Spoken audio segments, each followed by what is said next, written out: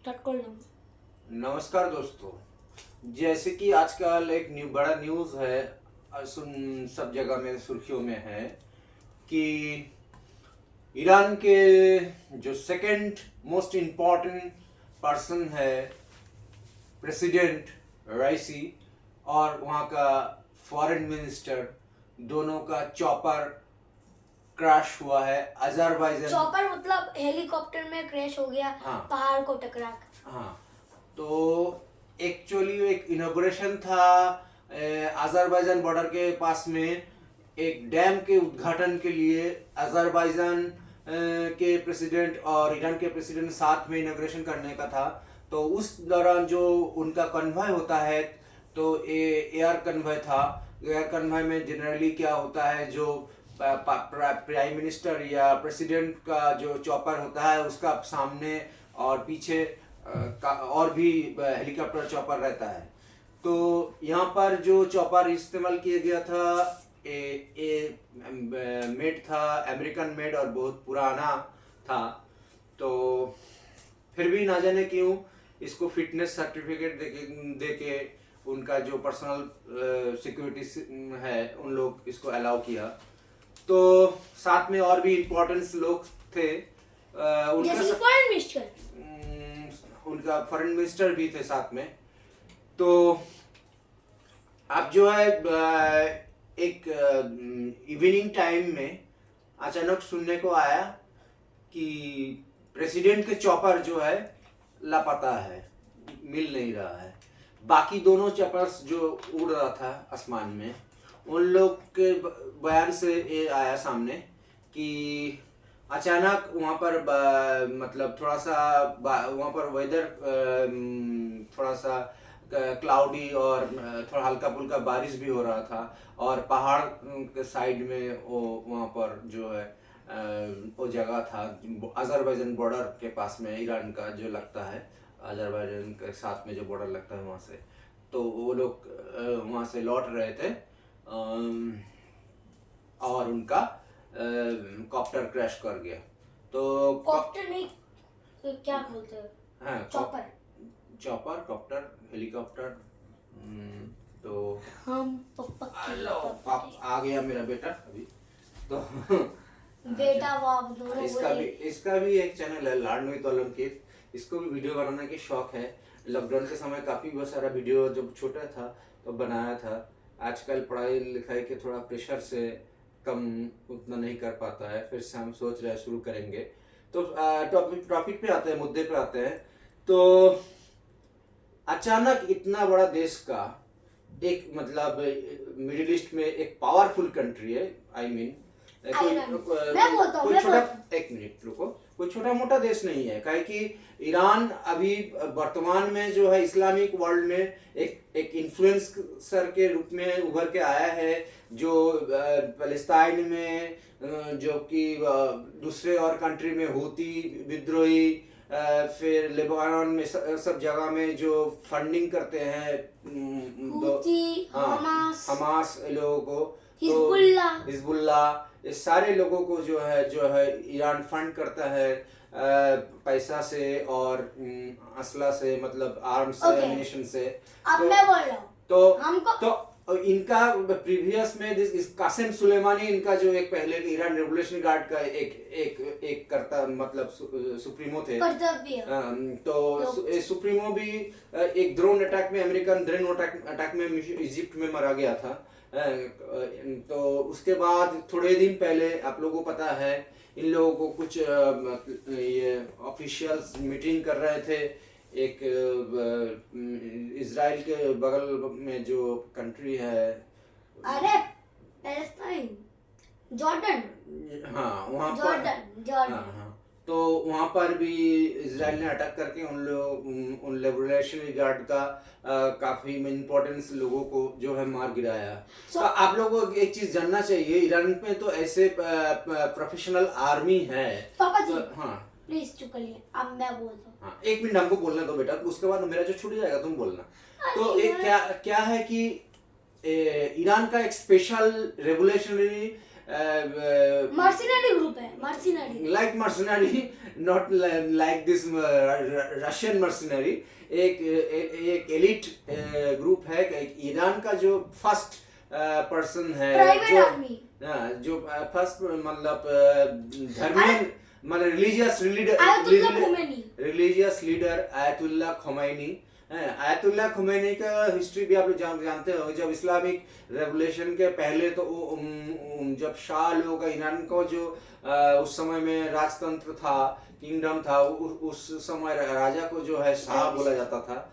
और ईरान का geographical position भी एक इतना अच्छा है कि दोनों वाटर बॉडीज के बीच में जो पतला सा स्ट्रेट है, गल्फ ऑफ हर्मुज, उसमें से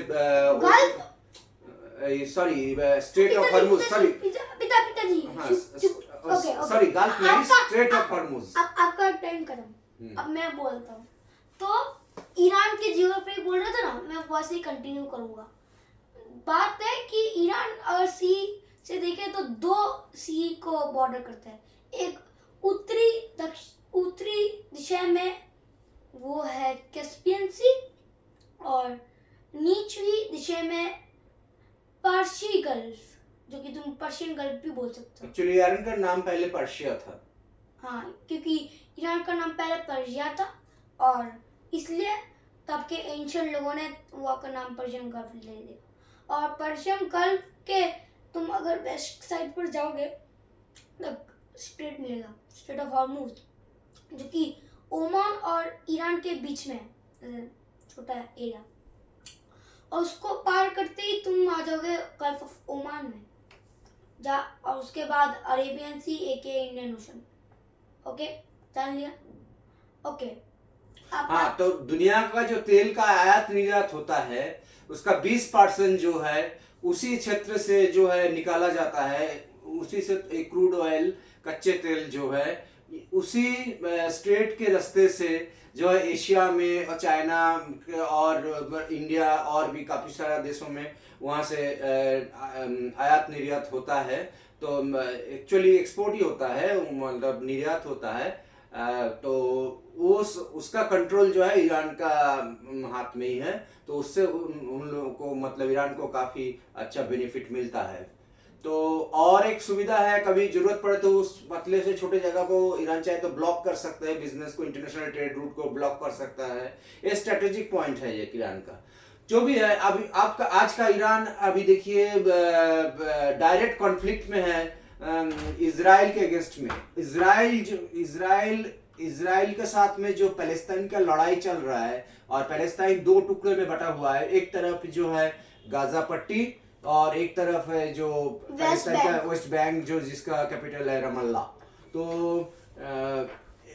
तो अभी जो है ईरान इतना इन्फ्लुएंसर पहले नहीं था, क्या कि ईरान एक शिया अध्युषित मुस्लिम कंट्री है। और बाकी दुनिया में जो सुन्नीस लोगों का है, जैसे कि सऊदी अरबिया, उन लोगों का सऊदी अरबिया इस्लामिक इसमें आपका इस्लाम वर्ल्ड में अभी भी बहुत बड़ा महत्वपूर्ण जगह पकड़ते हैं। क्या कि वहाँ पर उन लोगों का प्रोफेट का जन्म हुआ है, इस्लाम का वहाँ से शुरू हुआ है। वहाँ पे 2 मेन इम्पोर्टेंस रिलीजियस जगह है, मक्का और मदीना।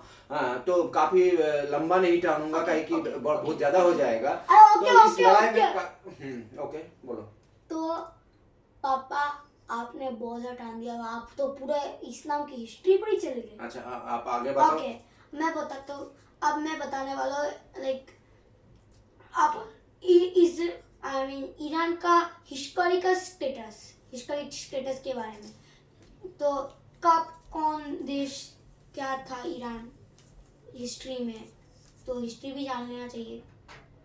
तो बात करते हैं हम 1649 से 1721 तक ईरान में अब्खाज़िया डायनेस्टी का राज था। और वही कुछ 100 साल के ऊपर, 100 वर्ष के ऊपर उन्होंने राज किया ईरान के ज़मीन के ऊपर। फिर हम बोलते 1735 से फिर 1896 तक पलावी डायनेस्टी और एक बहुत अच्छा डायनेस्टी ने ईरान के मिट्टी पर रूल किया, और उसके बाद अभी उसका 19वीं सदी का सबसे रेवोल्यूशनरी आया डायनेस्टी, इस्लामिक रेवोल्यूशन जो कि था शाह डायनेस्टी। अच्छा, ये यहाँ पर एक चीज बताना जरूरी है, ईरान का जो नाम पारसिया है, आप लोगों को जानना जरूरी है। इस्लाम दुनिया में जो आया है 1400 साल पहले हजरत मोहम्मद प्रोफेट द्वारा, उसके पहले लेकिन बहुत जगह जैसे इस तरह का मिडिल ईस्ट में बहुत जगह, वो सब जगह में रेगिस्तान था और कुछ ट्राइब्स लोग रहते थे, तो वो लोग वहाँ पर में खास करके जो ईरान में लोग रहते थे और लोगों को पार्शियन बोला जाता था। और वो जराथुस्ट्र का जो रिलीजन है उनको मानते थे, आग को मानते थे, पूजा करते थे। और आहिस्ता आहिस्ता इस्लाम का जो कन्वर्शन वहाँ पर होने लगा, थोड़ा थोड़ा करके आहिस्ता आहिस्ता। पहले से ईरान इस्लामिक कंट्री नहीं था, ताकि कोई भी देश इस्लामिक नहीं था 1400 साल पहले का, तब तो आया ही नहीं था इस्लाम। प्रोफेट मोहम्मद के बाद में जो है तो इस्लाम दुनिया में आहिस्ता आहिस्ता फैला। वो काफी लंबा हो जाएगा, हम उस विषय में अभी बाद में चर्चा करेंगे बाद के किसी और। हाँ, तो वो पर्शियन लोग बहुत जो है लोग उस समय में ईरान जब में रेवोल्यूशन हुआ था, तो बहुत लोग पर्शियन लोग जो अपना धर्म नहीं बदलना चाहते थे, थोड़ा माइनॉरिटीज थे, वो लोग भाग भाग के इधर उधर गया, कुछ समुद्र में जहाज में चढ़ के, नाव में चढ़ के, कुछ इंडिया में भी आया है। आज तक जो मतलब इंडिया में पारसी लोग है, तो वो लोग भी यहाँ पर मतलब वहाँ से भाग के आया हुआ लोग भी है। तो इन लोगों का टाइटल भी कुछ लोगों को जो है शाह होता है, सरनेम। तो जो भी है, ईरान का जो अभी रिसेंट कॉन्फ्लिक्ट है चल रहा है बहुत जोर से इजराइल के साथ में। और हाल ही में ईरान इजराइल के ऊपर रॉकेट 300 से ज्यादा जो रॉकेट हमला किया है, डायरेक्ट मिसाइल्स रॉकेट्स मिला के। तो मैं अब इस बैकग्राउंड में अचानक जो है इतना बड़ा एक इवेंट हो जाता है कि एक देश का इतना बड़ा इन्फ्लुएंस देश का एक प्रेसिडेंट जैसा पोस्ट में रहने वाला इंसान जो है अचानक क्रैश कर जाता है उनका चॉपर, और उनका बाद में उनका खबर मिलता है कि उनका देहांत हो गया, एक्सपायर कर गए। उनके साथ में उनका फॉरेन मिनिस्टर और काफी सारे गवर्नमेंट के इम्पोर्टेंट लोग भी एक्सपायर कर। तो आप लोगों को पता है कि इसमें सारा दुनिया सोच रहा है कैसे हुआ है। यहाँ पर 2-3 थ्योरी आ रहा है। अब मैं बोलूंगा एक थ्योरी, यस कैरी ऑन। तो पहला थ्योरी है कि मोसाद जो कि इजराइल का इंटेलिजेंस एजेंसी है, उसने टारगेट किया होगा, क्योंकि जैसे कि आप देखते हैं कि 300 मिसाइल ईरान ने फेंका, तो उसके गुस्से में आकर अगर उन्होंने कर दिया होगा। यहाँ पर एक स्ट्रेटेजी है कि जो अजरबैजान कंट्री, इसका जो इतिहास है, ये हमेशा जो है इजराइल के साथ अच्छा संबंध रहा है और ईरान के साथ बहुत ज़्यादा अच्छा रिलेशन नहीं है। फिलहाल तो एकदम मतलब उतना अच्छा रिलेशन नहीं है, फिर भी वो नेबर कंट्री है, रिलेशन तो रखना ही पड़ता है। जैसे हमारा पाकिस्तान हुआ तो हम लोग को रिलेशन रखना पड़ता है, क्रिकेट खेलना पड़ता है उन लोगों के साथ में, और भी इवेंट करना पड़ता है, एक्सचेंज करना पड़ता है। तो क्या वैसे हाल है उन लोगों का। तो अजरबैजान के थ्रू अगर CIA और मोसाद मिलके कुछ वहाँ पर कुछ लेजर से हो, चाहे कुछ बायो इंजीनियर कुछ करके अगर वो गिरा दिया, क्रैश करा दिया, तो ये भी पॉसिबिलिटीज है। तो ये भी लोग इस तरह की भी सोच रहा है। और एक ग्रुप है जो सोच रहा है कि ईरान में हाल ही में जो एक लड़की जिसको जो लोग बुर्खा जैसा पहनता है, उनको क्या बोला जाता है, हिजाब। हाँ, इस्लाम में 3 चीज होता है, बुर्खा होता है, हिजाब और निकाब। तो जो तो हिजाब जो है वो ढका हुआ रहता है, चेहरा नहीं दिखता है। तो उस तरह का रूल है। मतलब कट्टर इस्लाम पंथी लोग हैं वो लोग, आयतुल्लाह खमैनी जो है इस चीज को बहुत स्ट्रिक्टली मतलब ये करते हैं, अपना देश में लागू करते हैं नियम को। तो एक लड़की को पुलिस स्टेशन में लेके टॉर्चर किया गया था और वो वहाँ पर टॉर्चर में मारा गया था। इसको लेके काफ़ी सारा दुनिया में चर्चा हुआ था, ईरान में भी आंदोलन हुआ था बहुत ज़्यादा। तो कुछ लोग ऐसा भी सोचते हैं कि ईरान में एक ग्रुप है मिलिट्री के अंदर में और रिलीजियस लीडरों के अंदर में जो कि इतना कट्टरवाद को मतलब पसंद नहीं करता है, काहे कि हमेशा से ईरान जो है इतना कट्टरपंथी नहीं था। तो उसका जो इतिहास है, तो जब शाह लोग के समय में, किंग लोग जो डायनेस्टी के समय में काफी लिबरल थे वो लोग। तो उस हिसाब से एक वो भी एक संभावना जताया जा रहा है कि ऐसा भी हो सकता है कि अपने ही मतलब अंदरूनी कुछ दुश्मनी के चलते, कुछ अटपट के चलते वहाँ पर हो सकता है कुछ वहाँ पर षड्यंत्र हुआ है। क्या कि बाकी का जो दो कॉप्टर है, चॉपर है, वो आराम से उनको छोड़ के आ गया और उन लोगों कॉप्टर में कुछ नहीं हुआ। बीच में जो एक हेलीकॉप्टर था, उनका चॉपर था जो रईसी का, उसी का क्रैश हो गया और बाकी दोनों एकदम सुरक्षित वापस चले आए। तो ये भी किसी को गले हजम नहीं हो रहा है। तो ये भी एक तो थ्योरी है, हो सकता है। और एक हो सकता है कि सच में ही वहाँ पर कुछ प्राकृतिक दुर्योग हुआ होगा कि जैसे कि हार्ड लैंडिंग करना पड़ता है, इस तरह का आपका हार्ड लैंडिंग करने के समय में क्राफ्टकॉप्टर हमें कई बार जो है देखा जाता है क्रैश कर जाता है। तो ये थे 3 संभावना ईरान का प्रेसिडेंट के लिए। अच्छा चार अब मैं बोलता हूँ। तो 4 थे थॉट्स। और वीडियो को ज्यादा लंबा टालने से जो है लोगों को उतना एनर्जी नहीं रहेगा सुनने का। तो पार्ट 2 पार्ट 3 ऐसे करके लाएंगे सामने।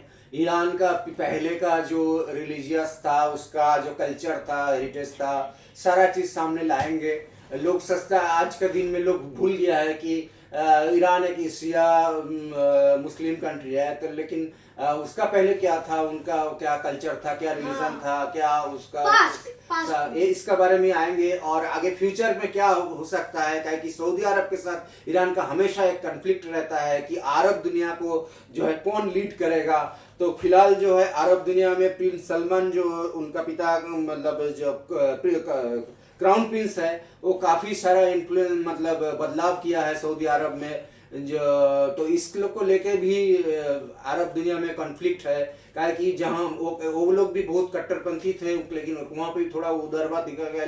लड़की को ड्राइविंग करने का लाइसेंस दिया है, फिर वहाँ पर सिनेमा थिएटर खोल दिया गया है और इस तरह का बहुत सारा काफ़ी चीज़ जो पाबंदी था वो हटाया गया है। तो अब मुस्लिम दुनिया का कौन लीडरशिप करेगा, इसका लेके ईरान और इसमें सऊदी में कॉन्फ्लिक्ट है। और एक प्लेयर भी है, उनका नाम है एर्दोआन, जो कौन सा कंट्री?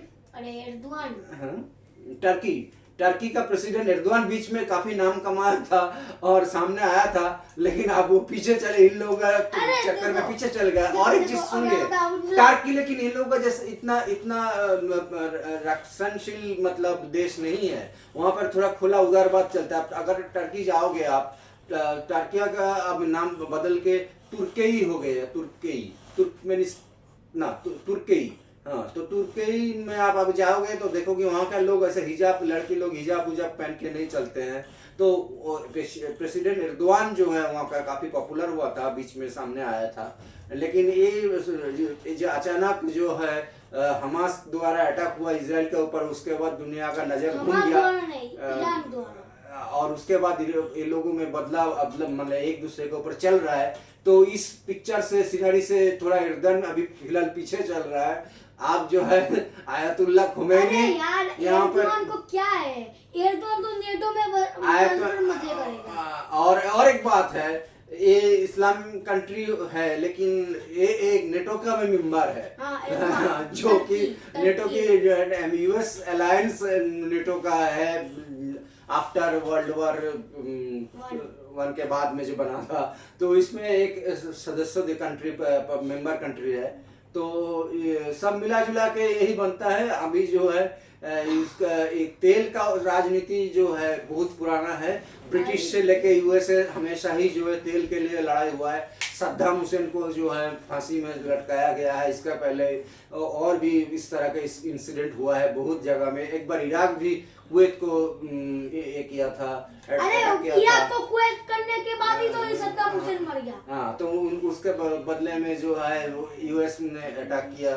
तो इस तरह का खास करके जॉर्ज बुश पिता उनका और उनका बेटा उसके बाद में जो आया, मतलब जूनियर जॉर्ज बुश, तो इस तरह का हिस्ट्री रहा है ऑयल को लेके। क्रूड ऑयल जब से दुनिया में आया है इतना कि वो सब जगह रेगिस्तान था, लोग खाने पीने को मरता था, वहाँ पर कुछ नहीं था।